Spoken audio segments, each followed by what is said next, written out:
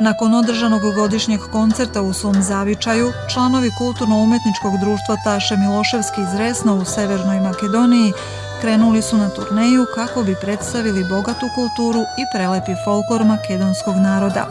Prva poseta realizovana je prijateljskom Hrvatskom kulturnom društvu u Šidu sa kojim neguju saradnju. Naše društvo je osnovano 1994. godine. Imamo znači 81 godinu tradiciju. Kod nas članuju u momentu 200 članova, najmanji su od 5 godina, stari nema granice. Turneja nam je oko 7-8 dana.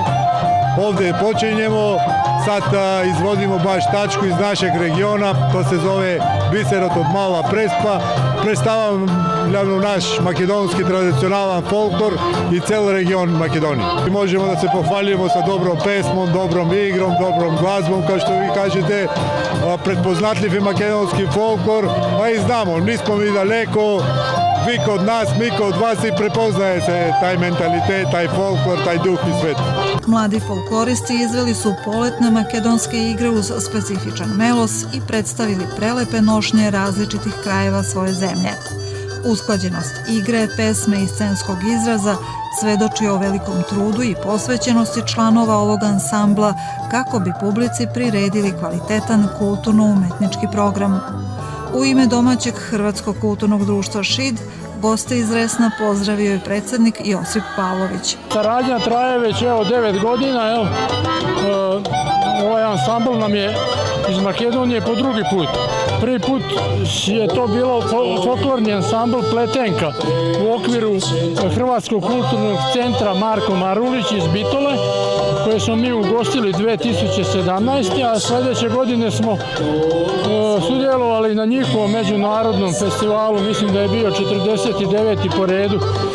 A ove godine, zahvaljujući suradnji sa počasnim konzulom Republike Hrvatske u Makedoniji, gospodinom Brankom Aretićem, on nam je, da tako kažem, doveo kulturno-umetničko društvo Taše Miloševski iz Resena, jednog malog gradića na jugozapadu Severne Republike Makedonije, blizu Prespanskog jezera, koji imaju dugu tradiciju. Oni su se osnovali 1945. i prošle godine su proslavili godišnjicu 80 godina svog postojanja i sad na proputovanju za Republiku Hrvatsku na 2 manifestacije tamo su izrazili želju da obnovimo tu lepu suradnju koja je ostala u lepoj uspomeni kako njima, tako i nama. I evo, večeras smo imali priliku, građani naši, svi ljubitelji umetnosti, da uživaju u makedonskom melosu, igri i pjesmi.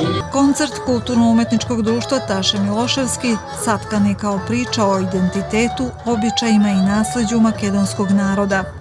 Jedinstveni događaj koji je svakako zaslužio veću pažnju publike u Šidu. Njihova turneja nastavljena je u Hrvatskoj i trajaće do 12. jula.